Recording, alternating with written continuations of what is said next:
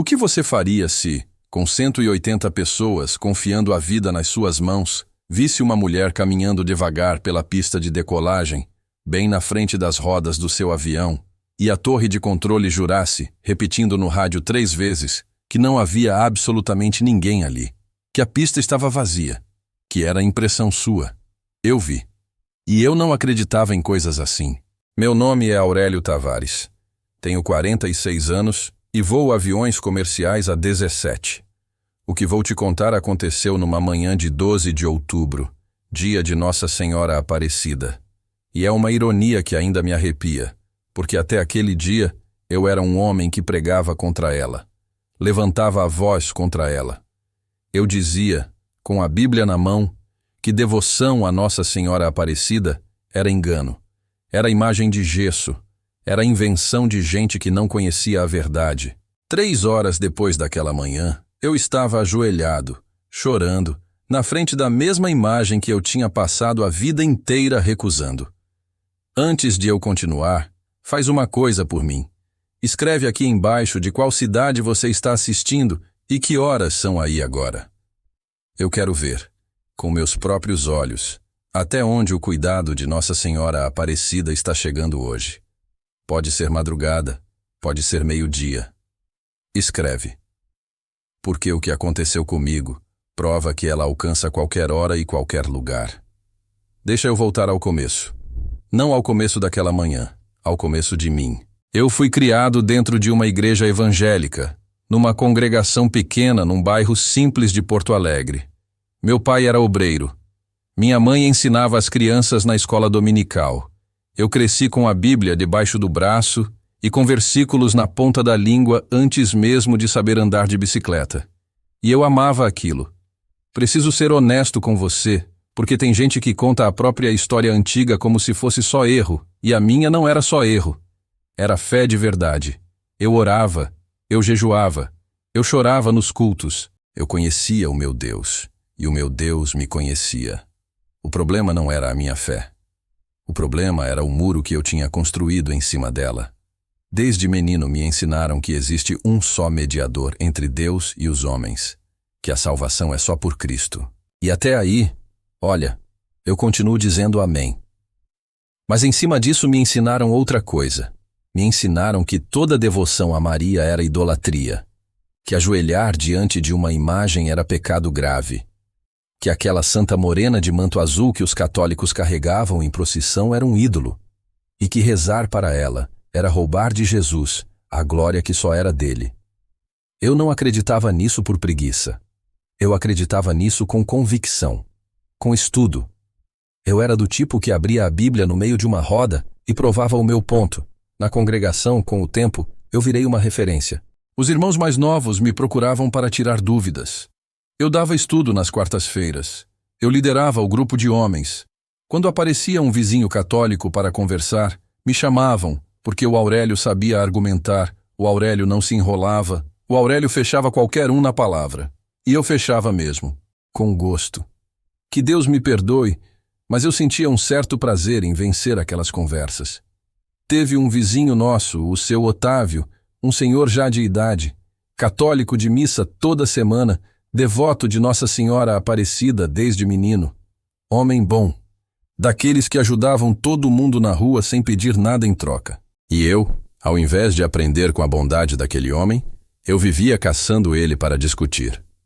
Encontrava ele no portão, puxava conversa sobre fé, e em 2 minutos eu já estava com a Bíblia aberta, citando capítulo e versículo, perguntando onde estava escrito que a gente devia rezar para Maria. O seu Otávio não sabia argumentar.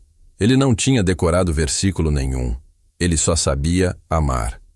E quando ele não conseguia me responder, ele baixava os olhos, dava um sorriso triste e dizia que ele não sabia explicar com palavras, mas que Nossa Senhora Aparecida tinha segurado a mão dele a vida inteira e que ele não ia abandonar a mãe dele só porque um vizinho mais jovem sabia falar mais bonito. E eu ia para dentro de casa, achando que tinha vencido, achando que tinha defendido a verdade. Eu demorei anos para entender que o seu Otávio, com aquele sorriso triste, sabia muito mais de Deus do que eu, com toda a minha Bíblia decorada. Ele me perdoou no fim. Mas isso é parte do final da história. E eu ainda nem cheguei lá. Agora soma isso a outra coisa. Eu não era só evangélico convicto. Eu era um homem de números. Veterano da Força Aérea Brasileira, 9 anos voando caça, jato A1, na base de Santa Maria, aqui no Rio Grande do Sul. Eu pilotei máquina de guerra a 800 km por hora, com a mão firme e o coração frio. Depois passei para a aviação comercial e acumulei mais de 13 mil horas de voo. Meus colegas me chamavam de computador Tavares, porque eu processava uma emergência em segundos e tomava decisão sem tremer. Eu era o cara que você queria na cabine se algo desse errado. Então pensa no muro que eu era. De um lado, a certeza religiosa de que devoção a Nossa Senhora era engano. Do outro, a certeza científica de que só existe o que se pode medir, ver e calcular. 2 muralhas de pedra, uma colada na outra.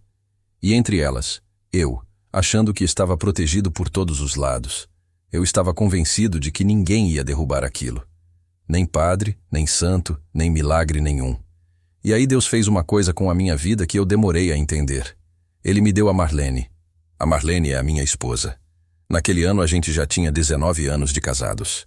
Eu a conheci num voo. Ela era comissária na época e me apaixonei pelo jeito calmo dela, por aquela paz que ela carregava no rosto mesmo no meio da turbulência.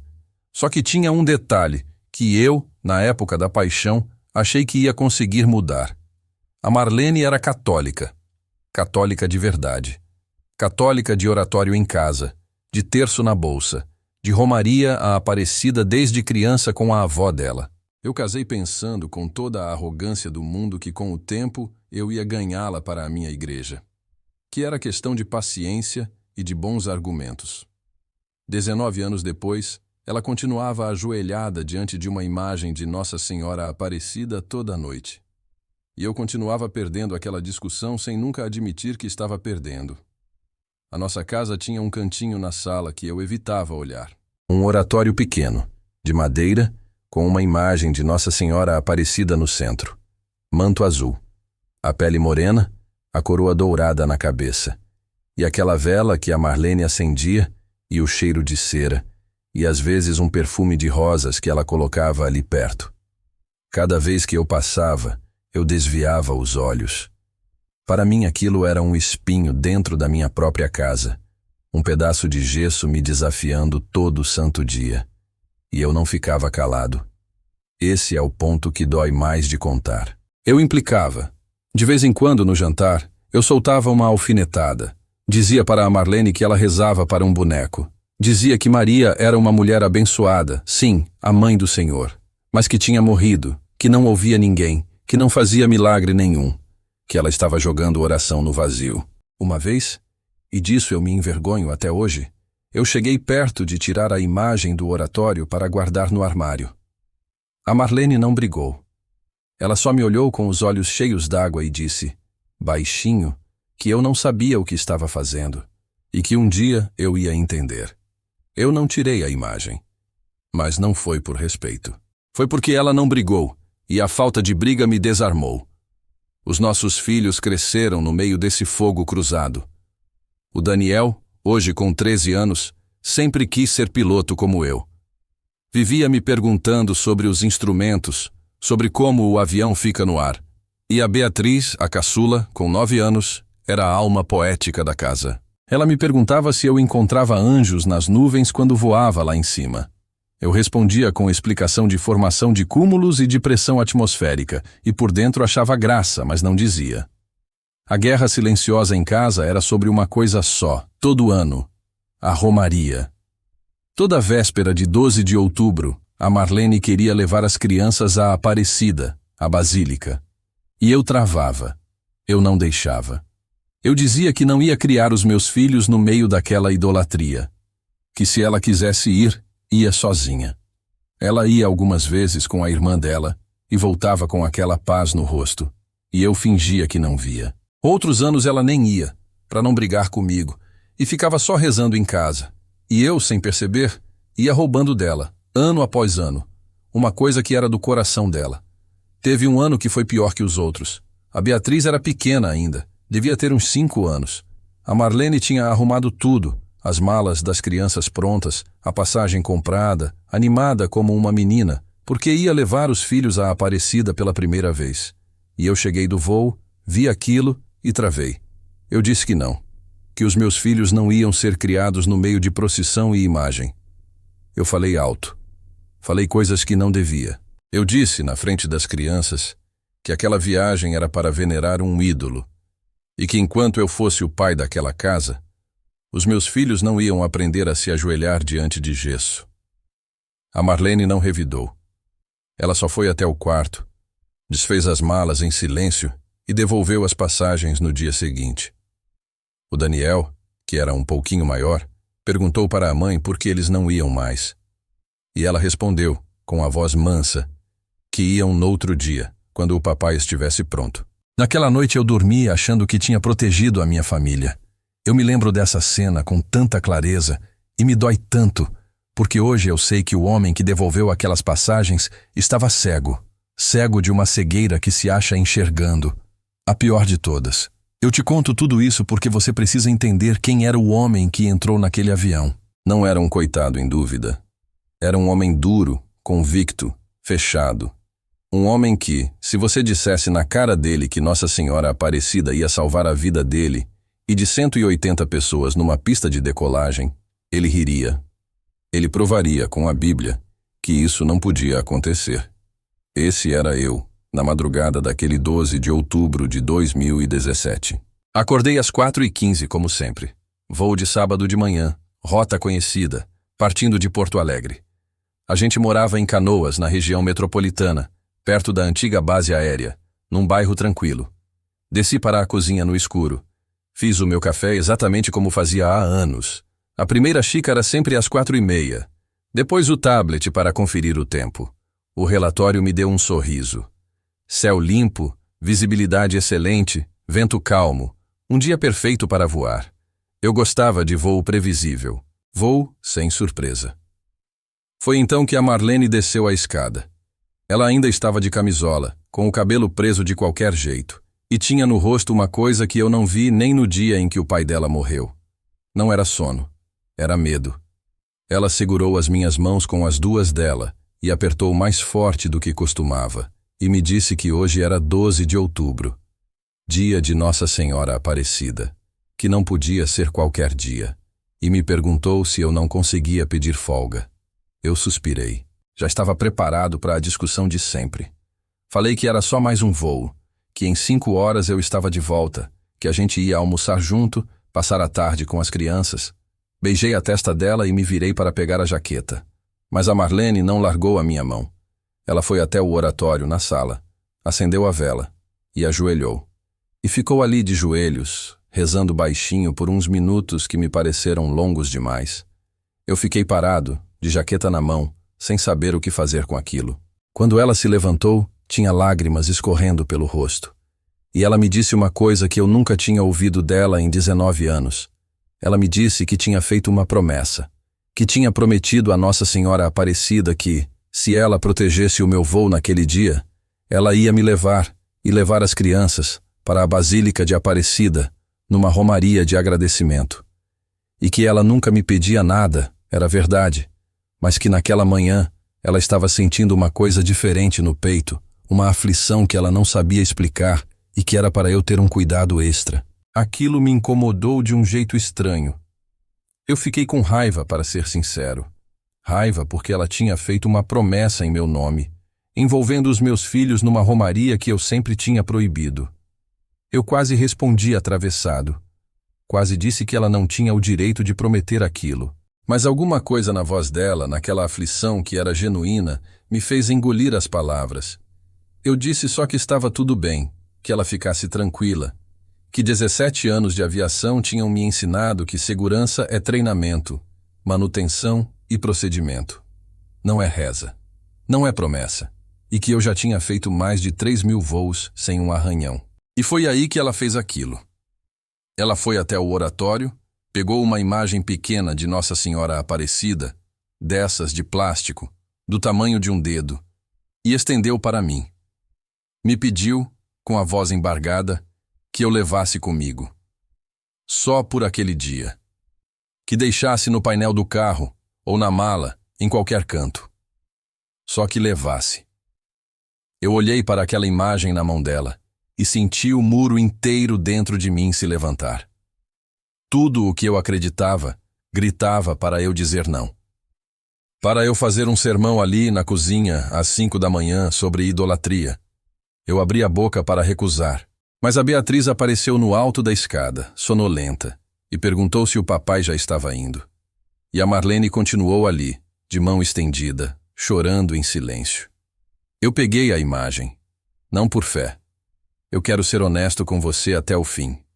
Eu peguei para não brigar, para não fazer a minha filha de 9 anos assistir a mãe chorando às 5 da manhã. Enfiei a imagem no bolso interno da jaqueta sem olhar e saí. 5:10.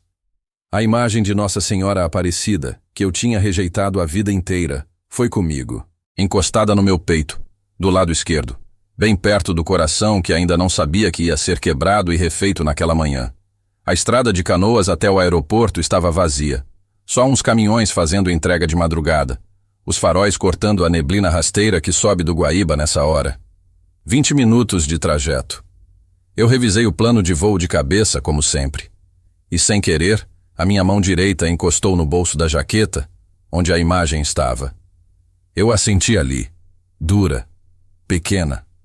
E me irritei comigo mesmo por ter aceitado.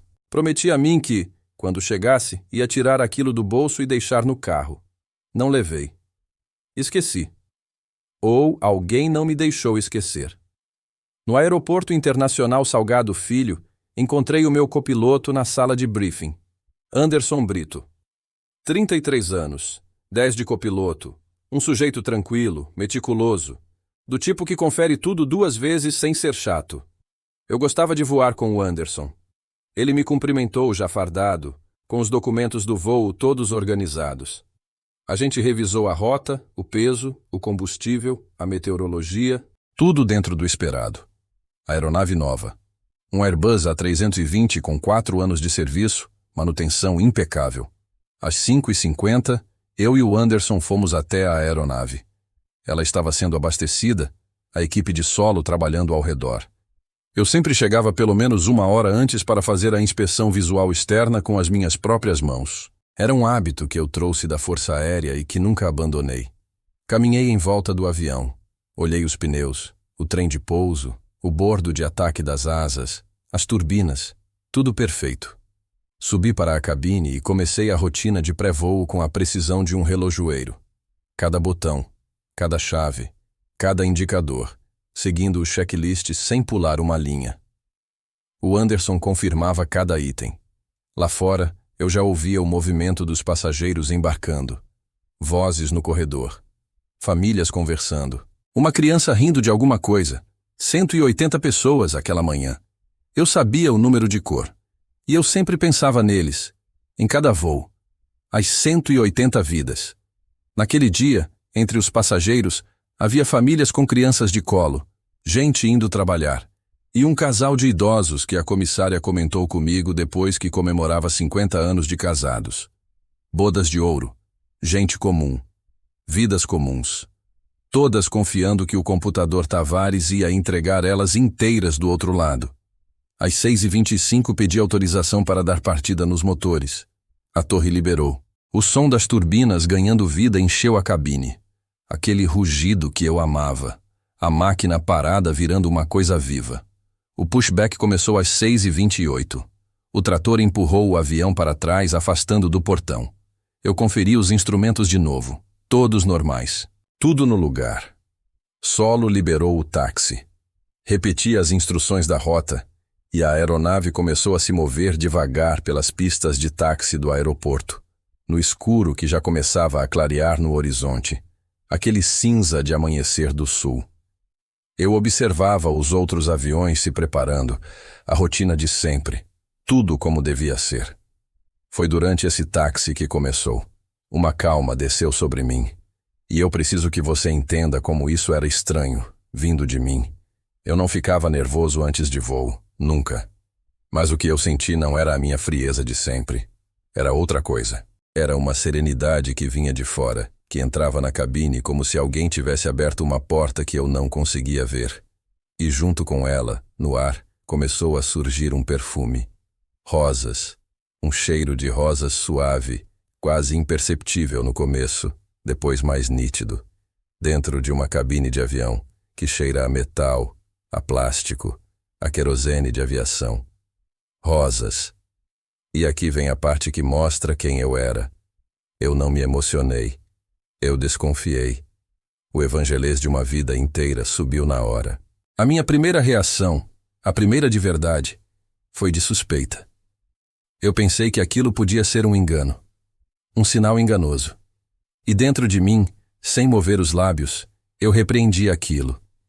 Eu disse em pensamento que se aquilo não vinha de Deus, que se afastasse, em nome de Jesus. O perfume não se afastou. Ele ficou. Ele cresceu.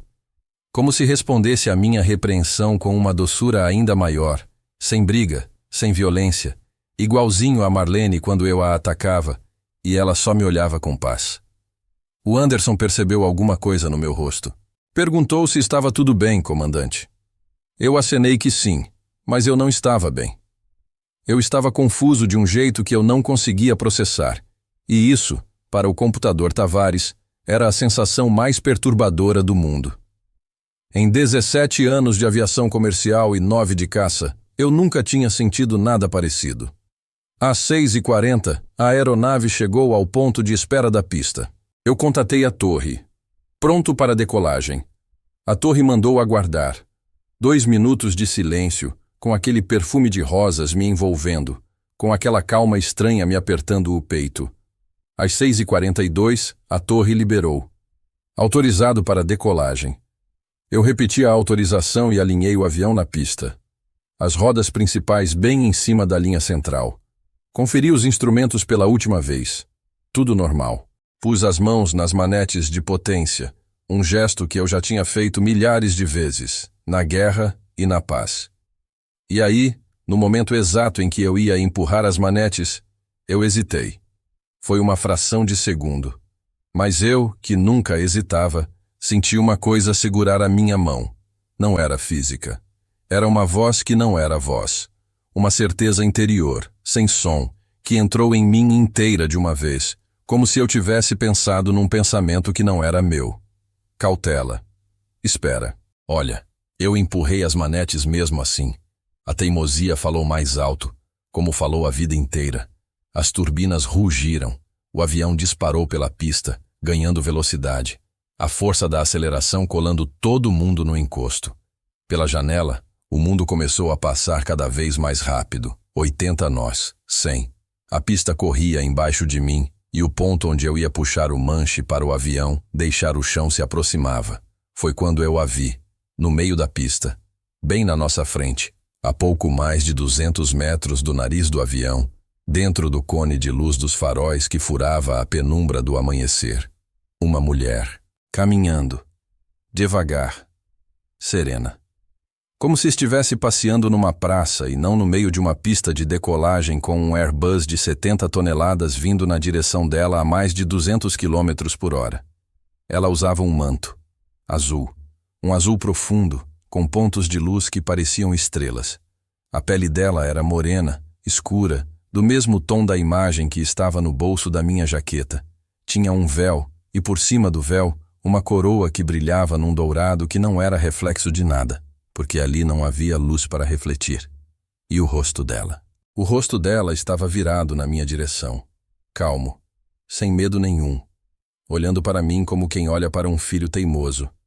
E eu, o homem que tinha passado a vida inteira dizendo que aquilo não existia, naquele 10º de segundo, soube exatamente quem ela era, antes de pensar, antes de processar. O meu corpo soube antes da minha cabeça. Não houve tempo para teologia. Não houve tempo para discussão. O treinamento de milhares de horas assumiu o controle das minhas mãos e eu fiz a única coisa que um piloto pode fazer quando há um obstáculo na pista a essa velocidade. Eu abortei a decolagem. Cortei toda a potência. Acionei os reversores das turbinas com força total. Pisei nos freios com tudo o que as minhas pernas tinham. O avião inteiro estremeceu numa convulsão violenta. O nariz mergulhou para a frente. Os pneus gritaram contra o asfalto, queimando borracha. Os 180 passageiros foram jogados contra os cintos. Bagagens caíram dos compartimentos. Alguém gritou lá atrás. O Anderson, do meu lado, soltou um palavrão e se agarrou ao painel. E eu, com o avião berrando e tremendo, com a força inteira da minha frenagem rasgando a pista, eu não tirava os olhos dela. A mulher de manto azul continuava ali, parada agora no meio da pista me olhando. E o avião freava, e o nariz dele apontava direto para onde ela estava. A aeronave parou. Bruscamente, com violência, a poucos metros de onde a figura estava. E aí, no silêncio que veio depois do estrondo, com o coração disparado e o suor escorrendo pela minha têmpora, eu olhei, e não havia ninguém. A pista estava vazia. A torre de controle explodiu no meu fone de ouvido. Queriam saber o que tinha acontecido, por que eu tinha abortado uma decolagem já autorizada, se havia falha mecânica, se havia emergência a bordo. A voz do controlador estava tensa, quase em pânico, porque abortar uma decolagem em alta velocidade é uma das manobras mais perigosas que existem na aviação. Um avião pode sair da pista, pode pegar fogo nos freios superaquecidos, pode virar tragédia só pela frenagem. Eu peguei o rádio com a mão tremendo, e eu disse a verdade. Eu disse que havia uma pessoa na pista, uma mulher caminhando na pista, que eu tinha abortado para não atropelar. O silêncio que veio do outro lado durou uns 3 segundos eternos, e então o controlador me respondeu com a voz controlada de quem está tentando entender se o comandante surtou. Ele disse que não havia ninguém na pista, que as câmeras não mostravam ninguém, que o radar de solo estava limpo, que a pista estava vazia, comandante, completamente vazia. Eu insisti. Eu descrevi a mulher, o manto azul, a coroa, a pele morena. Eu, Aurélio Tavares, evangélico convicto, computador frio, estava descrevendo Nossa Senhora Aparecida para a torre de controle de Porto Alegre e jurando que tinha visto ela com os meus 2 olhos. O controlador, com toda a paciência do mundo, pediu de novo. 3 vezes, ele repetiu. Não há ninguém. A pista está vazia. Não há absolutamente ninguém. E foi aí que a minha muralha começou a rachar. Porque eu sabia o que eu tinha visto. Eu não bebia. Eu não usava remédio. Eu tinha passado por todos os exames psicológicos da Força Aérea e da companhia. Eu era o homem mais são e mais frio que eu conhecia. E eu tinha visto uma mulher onde câmera, radar e olho humano nenhum viam coisa alguma. Ou eu estava louco, e tinha acabado de submeter 180 pessoas a uma frenagem brutal por causa de uma alucinação. Ou eu tinha visto algo que os instrumentos não conseguiam medir. E aí eu lembrei. A imagem. No bolso, do lado esquerdo do peito. Antes de continuar, eu preciso te pedir uma coisa. Se essa história já está tocando você, comenta aqui embaixo a palavra presente. Só isso. Presente. Porque eu acredito que tem gente assistindo agora que está num momento de muro igual eu estava. Convicto de tudo, fechado para Nossa Senhora Aparecida. E eu quero que essas pessoas saibam que ainda não acabou a parte mais importante. Comenta presente e me acompanha até o fim. Enquanto o avião continuava parado na pista, com os freios superaquecidos e a fumaça subindo dos pneus, a torre acionou o procedimento de emergência. Os carros do Corpo de Bombeiros do aeroporto saíram em disparada na nossa direção. A equipe de solo recebeu ordem de varrer a pista inteira a pé, centímetro por centímetro, à procura de qualquer pessoa, qualquer animal, qualquer objeto que eu pudesse ter confundido com uma mulher. Eu acompanhava tudo pela janela da cabine e os via balançando a cabeça. Não havia nada. Não havia pegada. Não havia ninguém. A pista estava limpa, como sempre tinha estado, segundo todos eles. O Anderson, do meu lado, estava branco. Branco como papel. Ele não tinha visto a mulher, mas ele tinha sentido. Ele me contou depois, com a voz baixa, que no momento exato em que eu hesitei nas manetes, ele também tinha sentido uma coisa dentro da cabine. Um arrepio, uma presença, e o perfume de rosas, que ele também tinha sentido, e não tinha dito nada por medo de parecer maluco. Eu peguei o rádio de novo. E eu fiz uma coisa que, naquele momento, ainda não tinha explicação racional nenhuma. Eu pedi à torre que verificasse o espaço aéreo, não a pista, o céu, a trajetória de subida. Eu pedi que conferissem se havia algum outro tráfego na rota que o meu avião teria seguido se tivesse decolado. Houve uma pausa. E então, o controlador, com a voz mudando de tom, me disse para aguardar. Os minutos seguintes foram os mais longos da minha vida. Eu estava ali, parado, humilhado, com 180 passageiros assustados atrás de mim, com a torre achando que eu tinha enlouquecido e com uma imagem de Nossa Senhora Aparecida queimando no meu bolso como uma brasa. E eu rezei. Pela primeira vez na vida, eu rezei sem saber bem para quem eu estava rezando. Eu só pedi em silêncio que, se aquilo tivesse algum sentido, Deus me mostrasse. E então a torre voltou. A voz do controlador estava diferente. Tinha perdido a firmeza. Tinha um tremor que eu não tinha ouvido antes. Ele me disse que na varredura do espaço aéreo eles tinham detectado uma aeronave não identificada. Uma aeronave pequena. Um monomotor. Um Cessna. Esse Cessna, ele me explicou, estava voando sem autorização. Sem plano de voo. Sem comunicação com a torre. Provavelmente um piloto particular numa propriedade rural próxima ao aeroporto, fazendo um voo clandestino de madrugada. E esse Cessna, no momento exato em que o meu Airbus teria deixado o solo, estava cruzando a cabeceira da pista, atravessando na diagonal exatamente a trajetória de subida que eu teria seguido. O controlador fez as contas em voz alta e a voz dele falhava enquanto fazia. Se eu tivesse completado a decolagem, no instante em que o trem de pouso recolhesse, a cerca de 100 metros de altura e a 240 km por hora, o meu Airbus teria encontrado aquele Cessna de frente. A essa altura e a essa velocidade, com um avião pequeno cruzando à sua frente, não existe manobra evasiva possível. Não dá tempo. A colisão teria sido inevitável e absolutamente fatal para os 180 passageiros, para a tripulação, para o piloto do Cessna. Todo mundo teria morrido. Houve um silêncio total no rádio quando essa realidade ficou clara para todos ali. O Anderson, do meu lado, levou as duas mãos ao rosto.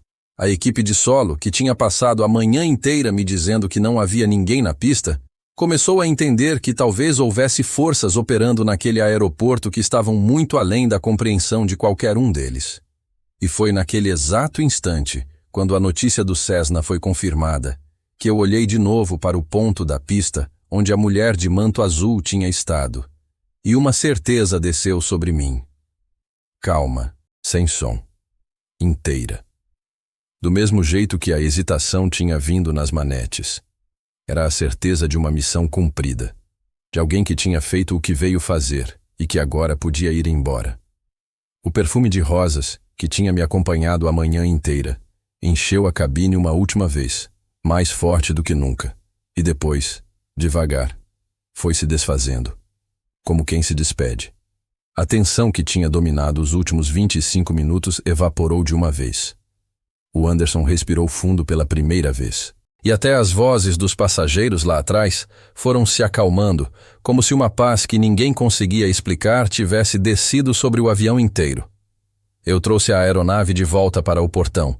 Os passageiros foram desembarcados, abalados, sem entender direito o que tinha acontecido, sabendo apenas que o comandante tinha abortado a decolagem por causa de um tráfego não identificado. E aconteceu uma coisa no desembarque que eu carrego comigo até hoje. Eu estava em pé na porta da cabine, como a gente sempre fica, agradecendo os passageiros que saem. E o casal de idosos, o das bodas de ouro, parou na minha frente.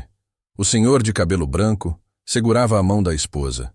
Ele me olhou nos olhos por um tempo longo, sem dizer nada, e eu vi que ele estava tentando entender alguma coisa no meu rosto.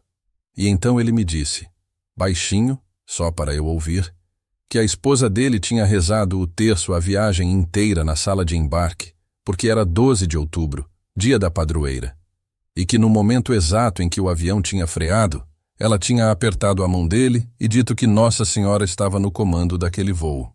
Ele me perguntou, com os olhos marejados, se eu também tinha sentido. Eu não consegui responder. Eu só apertei a mão daquele senhor com as duas mãos. E ele entendeu na minha falta de resposta tudo o que eu não conseguia dizer. 50 anos de casado, e aquele homem ainda acreditava nas orações da esposa mais do que em qualquer coisa, igualzinho ao que eu estava prestes a aprender. Eu passei o resto da manhã em depoimentos. A companhia, a autoridade de aviação civil, contando, repetindo, explicando. O registro oficial, no fim, ficou seco e técnico. Decolagem abortada devido a tráfego não autorizado nas proximidades. Um Cessna voando sem permissão na área foi posteriormente identificado. Caso encerrado. Eu nunca, em nenhum daqueles depoimentos, falei da mulher de manto azul. Não por vergonha, por outra razão. Porque eu sabia que aquilo não cabia num formulário. Aquilo era meu, e da Marlene, e de Nossa Senhora Aparecida. Cheguei em casa no fim da tarde. E eu não era o mesmo homem que tinha saído de manhã. A Marlene abriu a porta antes mesmo de eu girar a chave. Ela já sabia que algo tinha acontecido, porque tinha visto uma notícia rápida sobre o voo abortado. Ela me abraçou na porta e chorou no meu ombro. E eu, ali, no meio da sala, do lado do oratório que eu tinha desprezado a vida inteira, eu contei tudo para ela. Eu descrevi a mulher, em detalhe. O manto azul com aquelas estrelas, a pele morena, o véu, a coroa dourada que brilhava sem luz, o olhar dela em mim, sem medo, sem pressa, como uma mãe olha um filho teimoso.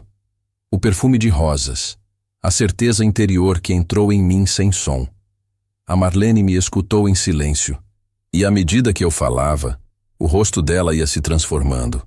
As lágrimas escorriam, mas não eram de medo. Quando eu terminei, ela se levantou sem dizer nada. Foi até o oratório. E voltou com a imagem pequena de Nossa Senhora Aparecida, a mesma que ela tinha colocado na minha jaqueta de manhã, a mesma que tinha ido comigo encostada no peito a manhã inteira. Ela colocou a imagem na minha mão, e eu olhei. Era ela, manto azul, pele morena, o véu, a coroa dourada. Tudo, cada detalhe, correspondia exatamente ao que eu tinha visto na pista. Eu, que tinha passado 19 anos chamando aquele pedaço de gesso de ídolo, agora segurava a imagem com as duas mãos tremendo, porque eu tinha acabado de ver aquela mulher viva, em pé, na minha frente, salvar 180 vidas. A Marlene então me contou a parte dela. Que naquela manhã, depois que eu saí, ela não tinha conseguido voltar a dormir. Que tinha ficado ajoelhada no oratório por mais de meia hora, com uma aflição que apertava o peito, pedindo a Nossa Senhora Aparecida que protegesse o meu voo. Justamente porque era 12 de outubro. Justamente porque ela tinha sentido, sem saber explicar, que naquele dia eu precisava de uma proteção que eu não pediria por mim mesmo. Ela rezou. E Nossa Senhora Aparecida foi. Eu sentei no sofá e fiquei muito tempo em silêncio. E o que desabou dentro de mim naquela noite não foi pequeno. Não foi um detalhe da minha teologia que mudou. Foi o muro. As duas muralhas que eu achava inabaláveis. A certeza científica de que só existe o que se mede caiu primeiro. Porque eu tinha visto, com a frieza de um piloto militar, uma coisa que radar e câmera não captavam. E logo atrás dela caiu a outra. A certeza religiosa de que devoção a Nossa Senhora Aparecida era engano. Porque eu tinha passado a vida dizendo que ela não ouvia ninguém, que era oração jogada no vazio. E naquela manhã, ela tinha ouvido a oração de uma esposa fiel, e tinha vindo, e tinha se colocado na frente de um avião de 70 toneladas para salvar a vida do marido que a desprezava. Eu chorei naquela noite como não chorava desde criança. E não foi um choro de medo do que poderia ter acontecido. Foi um choro de vergonha e de gratidão misturadas. Vergonha por todos os anos em que eu implicei com a Marlene, em que eu chamei a devoção dela de idolatria, em que eu proibi a romaria, em que eu quase tirei a imagem do oratório. E gratidão porque, apesar de tudo isso, ela veio mesmo assim. Ela não cobrou. Ela não esperou eu merecer. Ela só veio. Agora eu preciso te dizer uma coisa importante, e presta atenção nela, porque é o coração de tudo. Eu sou um homem que conhece a Bíblia. E eu sei que tem gente assistindo que está com a mesma pergunta que eu fazia. Mas e Cristo? Não é Cristo quem salva? É. E aqui está a coisa que eu demorei 46 anos para entender e que mudou a minha vida. Nossa Senhora Aparecida não salvou aquele avião como se ela fosse a fonte do poder. Ela não age sozinha. Ela nunca quis para si a glória que é do Filho. O que ela fez na pista foi o que ela sempre faz. Ela intercedeu. Ela se colocou no meio como mãe e me apontou um caminho. E quem segurou aquele avião, quem guardou aquelas vidas, foi o poder de Deus, agindo pelas mãos da mãe que carrega o filho no colo. Ela não me afastou de Cristo. Ela me levou até Ele. Pela primeira vez na vida. Teve uma madrugada, poucos dias depois, em que eu não consegui dormir. Eu desci a escada no escuro como tinha descido na manhã do voo, mas dessa vez não era para fazer café. Eu parei na frente do oratório. Aquele canto que eu tinha evitado por 19 anos. A imagem de Nossa Senhora Aparecida estava ali, no escuro, com o reflexo de um poste de rua entrando pela janela. E eu fiquei muito tempo só olhando para ela. O homem que tinha quase guardado aquela imagem no armário. O homem que tinha chamado aquilo de ídolo na frente dos próprios filhos. E então, sem ninguém vendo, sem versículo na ponta da língua, sem argumento nenhum para defender, eu me ajoelhei. Foi a coisa mais difícil que eu já fiz na vida. Mais difícil do que pousar com um motor pegando fogo. Dobrar aquele joelho era dobrar tudo o que eu tinha sido. E ajoelhado ali, no chão frio da sala, eu falei com ela pela primeira vez. Eu não soube rezar bonito. Eu só pedi perdão. Pelos anos de implicância. Pela romaria que eu roubei da Marlene. Pelo seu Otávio que eu humilhava no portão. E eu agradeci, com a voz embargada, por ela ter vindo me buscar mesmo assim. E ali, no escuro, voltou o perfume. Rosas, leve. Por um segundo, como uma mãe que passa a mão na cabeça do filho e diz que está tudo bem, que ela nunca tinha ido embora, que ela só estava esperando o filho teimoso virar para casa, porque o que aconteceu depois daquela noite foi a parte mais difícil. E eu não vou te contar uma história bonita demais, porque não foi bonita. Foi cara. Custou caro. Eu comecei a procurar a Igreja Católica, em silêncio, no começo. Comecei a ir à missa, sentado lá no fundo, observando, com a Bíblia que eu conhecia tão bem agora abrindo diante de mim de um jeito que eu nunca tinha visto. Comecei a entender a Eucaristia, a presença real, as coisas que eu tinha aprendido a desprezar sem nunca ter olhado de verdade para elas. E quanto mais eu olhava, mais eu via que Nossa Senhora Aparecida não estava no centro, roubando o lugar de Jesus. Ela estava ao lado, como esteve nas bodas de Caná, dizendo a mesma coisa que disse aos serventes. Fazei tudo o que ele vos disser, apontando sempre para o Filho. Mas a minha congregação evangélica, a igreja onde eu cresci, onde o meu pai foi obreiro, onde eu dava estudo nas quartas, onde eu liderava o grupo de homens, essa igreja não entendeu.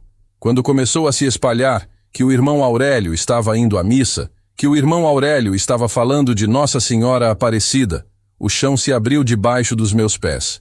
Os irmãos que me procuravam para tirar dúvidas pararam de me procurar. Começaram a falar pelas costas que eu tinha sido enganado, que eu tinha caído, que o diabo tinha me dado uma visão para me afastar da verdade. O pastor me chamou para conversar, com a Bíblia na mesa, e tentou fazer comigo exatamente o que eu fazia com os católicos 20 anos antes. Me fechar na palavra. Provar que eu estava errado. E eu, sentado ali, do outro lado da mesa, percebi que estava vivendo o reverso da minha vida inteira. Eu tinha sido o homem que fechava os outros. Agora eu era o fechado. E pela primeira vez eu entendi a dor que eu tinha causado em tanta gente. Na Marlene, principalmente. Eu perdi amigos de 30 anos. Pessoas que tinham comido na minha mesa pararam de me cumprimentar. Houve quem dissesse na minha frente que eu tinha vendido a minha alma. E teve o meu pai. Esse foi o golpe mais fundo. O meu pai, já com mais de 70 anos, obreiro a vida inteira, o homem que me ensinou a abrir a Bíblia, ficou meses sem conseguir falar comigo direito. Eu fui à casa dele tentar explicar. Sentei na sala onde eu cresci, na mesma poltrona onde ele me ensinava os versículos quando eu era menino, e tentei contar o que tinha acontecido na pista. Ele me ouviu de braços cruzados, o rosto fechado, e quando eu terminei, ele se levantou. Foi até a estante e voltou com a Bíblia velha dele, aquela de capa gasta que ele tinha desde antes de eu nascer. E ele me disse com a voz tremendo, mais de mágoa do que de raiva, que ele tinha criado um filho na verdade e que agora via esse filho se entregar ao engano. Ele me perguntou onde ele tinha errado. E aquilo me partiu ao meio porque eu vi que o meu pai estava sofrendo de verdade, achando que tinha falhado comigo. Eu não consegui convencê-lo. Eu nem tentei mais depois daquele dia. Eu só passei a visitá-lo em silêncio, sem discutir, levando os netos, deixando o tempo e a oração fazerem o que o argumento não fazia. Levou quase 2 anos. Mas pouco antes de ele falecer, já doente, na cama do hospital, ele segurou a minha mão, me olhou e me disse que não entendia o caminho que eu tinha tomado, mas que tinha visto a paz no meu rosto, uma paz que ele não via antes, quando eu vivia discutindo e provando coisas, e que se aquela paz vinha de Deus, então estava bem. Foi o mais perto de uma bênção que ele conseguiu me dar, e eu recebi como o maior presente da minha vida. Mas eu não conseguia voltar atrás. Porque você não desvê o que viu. Eu tinha visto Nossa Senhora Aparecida na pista de Porto Alegre. E nenhum argumento, por mais bem montado que fosse, ia apagar aqueles olhos morenos me olhando sem medo enquanto 70 toneladas de avião freavam na direção dela. 3 meses depois daquele 12 de outubro, a Marlene cumpriu a promessa dela. A Romaria, a Aparecida. Só que dessa vez eu não fiquei em casa. Dessa vez eu não proibi. Dessa vez fui eu quem dirigiu. Levei a Marlene, levei o Daniel, levei a Beatriz. Subimos a serra e entrei na Basílica Nacional de Aparecida pela primeira vez na vida. Eu, o homem que tinha pregado a vida inteira contra aquilo. Eu caminhei até o trono onde está a imagem original. Aquela imagenzinha pequena, escura, de barro, que uns pescadores encontraram no rio há mais de 300 anos. E eu, comandante veterano, computador Tavares, homem que não chorava, me ajoelhei diante dela e desabei. Chorei como uma criança, ali, no meio de milhares de romeiros. Agradeci pelas 180 vidas. Agradeci pela vida do piloto do Cessna, que nunca soube que esteve a segundos da morte. Agradeci pela Marlene, que rezou por um marido que não merecia. E agradeci, principalmente porque ela tinha vindo me buscar quando eu estava mais longe, mais duro, mais fechado. E ali, ajoelhado, eu pensei na história daquela imagem, porque ela combina demais com a minha. No ano de 1699, 3 pescadores pobres jogavam as redes no rio Paraíba do Sul, numa noite difícil, sem pescar nada. Domingos Garcia, Felipe Pedroso, João Alves. Homens simples, cansados, que estavam ali só tentando ganhar o pão. E numa daquelas jogadas de rede, eles puxaram do fundo escuro do rio o corpo de uma imagem de Nossa Senhora. Depois, noutra jogada, puxaram a cabeça. Juntaram as 2 partes. E a partir daquela noite, as redes que voltavam vazias começaram a voltar cheias. Tão cheias que o barco quase afundava de tanto peixe. Eu fiquei ali, ajoelhado, pensando que eu era igualzinho àquela imagem.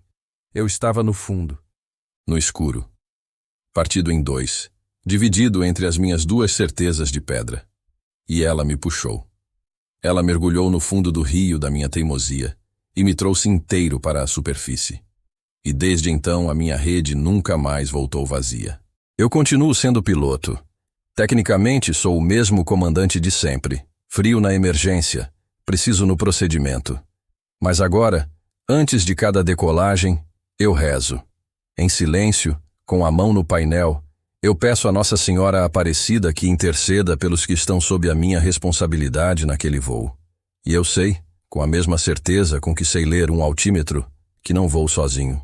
O Anderson, o meu copiloto, também não foi mais o mesmo. Ele não viu a mulher, mas sentiu a presença e o perfume. E começou, devagar, a procurar a sua própria fé, que andava esquecida. A Marlene, depois de 19 anos rezando por mim em silêncio, finalmente teve a alegria de me ver ao lado dela, de joelhos, na mesma fé. O Daniel continua querendo ser piloto, e a Beatriz, a minha caçula, no dia em que eu contei tudo, me olhou com aqueles olhos grandes e disse que ela sempre soube que tinha alguém cuidando do papai lá em cima. E eu, que durante anos respondi às perguntas dela com física e meteorologia, tive que admitir que a imaginação da minha filha sabia mais do que a minha ciência toda. E o seu Otávio, o vizinho que eu caçava para discutir, aquele do sorriso triste no portão. No primeiro domingo em que eu fui à missa de cabeça erguida, sem me esconder no fundo, foi ele que eu vi sentado ali, na frente, no mesmo banco de sempre. Eu sentei do lado dele. Ele não disse "eu te avisei". Ele não disse nada sobre as discussões que eu tinha provocado por anos. Ele só pegou a minha mão, do mesmo jeito que ele pegava a mão da esposa, e sorriu. Mas dessa vez o sorriso não era triste. E quando chegou a hora da comunhão, foi o seu Otávio quem ficou ao meu lado. E foi por causa daquele homem simples, que nunca soube me responder um versículo, que eu entendi de uma vez por todas que o que move o céu não é quem argumenta melhor. É quem ama mais. Esse milagre de Nossa Senhora Aparecida me ensinou uma coisa que eu não troco por nada. A proteção de Deus se manifesta de formas que riem da nossa lógica. Num mundo cheio de gente convicta, cheia de muros, cheia de certezas de pedra, igual eu era, ainda há um amor maternal que não respeita os nossos muros, que entra na cabine fechada, que aparece na pista que as câmeras juram estar vazia. A oração de uma esposa fiel, feita com lágrimas num 12 de outubro de madrugada, salvou centenas de vidas e resgatou a alma de um homem que estava perdido sem saber. Eu nunca vou esquecer a mulher de manto azul. Eu sei que naquela manhã eu testemunhei algo muito além da aviação, da ciência, da minha teologia antiga. Eu, que pedi a vida inteira para que me provassem, fui provado. E descobri com as próprias mãos no manche que a fé não é consolo para os fracos. É uma força real, viva, que pode parar 70 toneladas de aço a 200 quilômetros por hora. Quantas outras tragédias foram evitadas por Nossa Senhora Aparecida sem que ninguém jamais soubesse? Quantos pilotos em momentos críticos receberam uma certeza sem som que os fez tomar a decisão certa? Quantas orações de esposas, de mães, de avós foram respondidas por milagres silenciosos nos céus do Brasil? Eu não sei o número, mas eu sei de um. E é por isso que eu te conto. Se você chegou até aqui, eu tenho um último pedido, e ele é o mais importante de todos. Me responde nos comentários. Você acredita que Nossa Senhora Aparecida ainda intercede pelos seus filhos nos dias de hoje? E se você já é devoto, ou se como eu, você um dia foi alguém que recusava essa devoção e mudou, escreve o seu testemunho aqui embaixo. Pode ser que a sua história seja exatamente o que vai derrubar o muro de outra pessoa que está assistindo agora, do mesmo jeito que o meu muro foi derrubado naquela pista. E agora vamos rezar juntos, com o coração aberto. Ó Nossa Senhora Aparecida, Mãe Santíssima e Padroeira do Brasil, refúgio de todos os filhos de Deus, nós nos colocamos sob o vosso olhar maternal. Diante de vós apresentamos as nossas vidas, com as nossas dores e esperanças, os nossos medos e sonhos, confiando que nenhum pedido feito com fé passa despercebido por vós. Mãe querida, cobri com o vosso manto sagrado cada família que reza conosco. Protegei os lares, fortalecei os casamentos, abençoai as crianças, os jovens, os idosos. Consolai os que se sentem sozinhos. Envolvei no vosso amor os que sofrem em hospitais e os que travam batalhas invisíveis em silêncio.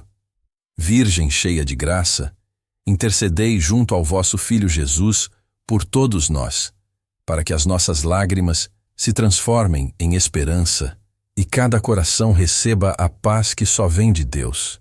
Ensinai-nos a permanecer firmes na fé, mesmo quando a prova é grande, e conduzi-nos sempre para mais perto do vosso amado Filho Jesus Cristo, única fonte de salvação e vida eterna. Permanecei conosco hoje e sempre, e fazei das nossas vidas um testemunho vivo do amor de Deus. Amém. E que a oração que atravessou os séculos nos cubra agora. Salve, Rainha, Mãe de misericórdia, vida, doçura e esperança nossa. Salve. A vós bradamos, os degredados filhos de Eva. A vós suspiramos, gemendo e chorando neste vale de lágrimas. Eia, pois, advogada nossa, esses vossos olhos misericordiosos a nós volvei. E depois deste desterro, mostrai-nos Jesus, bendito fruto do vosso ventre. Ó clemente, ó piedosa, ó doce sempre Virgem Maria, rogai por nós, Santa Mãe de Deus, para que sejamos dignos das promessas de Cristo. Amém. Se inscreve no canal, ativa o sininho e compartilha esse vídeo com aquela pessoa que precisa ouvir que nunca é tarde demais para Nossa Senhora Aparecida vir te buscar. Nem no meio de uma pista, nem no fundo de um rio, nem atrás do muro mais alto que você já construiu. Eu sou o comandante Aurélio Tavares, e eu não vou mais sozinho.